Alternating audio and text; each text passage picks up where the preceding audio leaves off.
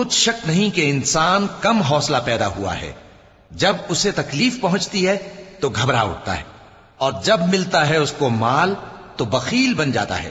مگر نماز ادا کرنے والے جو نماز کا التزام رکھتے اور ہمیشہ پڑھتے ہیں، اور جن کے مال میں حصہ مقرر ہے، یعنی مانگنے والے کا اور نہ مانگنے والے کا، اور جو روز جزا کو سچ سمجھتے ہیں، اور جو اپنے پروردگار کے عذاب سے خوف رکھتے ہیں، بے شک ان کے پروردگار کا عذاب ہے ہی ایسا کہ اس سے بے خوف نہ ہوا جائے۔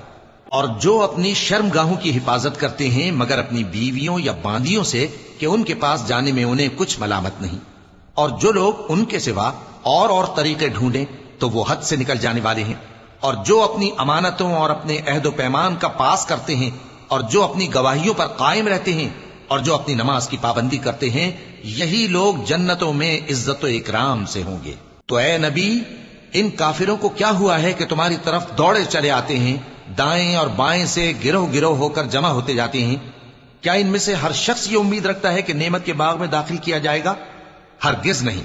ہم نے ان کو اس چیز سے پیدا کیا ہے جسے یہ جانتے ہیں۔ پس مشرقوں اور مغربوں کے مالک کی قسم کہ ہم طاقت رکھتے ہیں، یعنی اس بات پر کہ ان سے بہتر لوگ بدل لائیں، اور ہم عاجز نہیں ہیں۔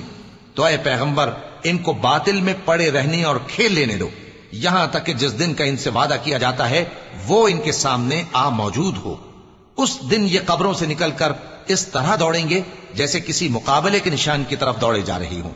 ان کی آنکھیں جھک رہی ہوں گی اور ذلت ان پر چھا رہی ہوگی۔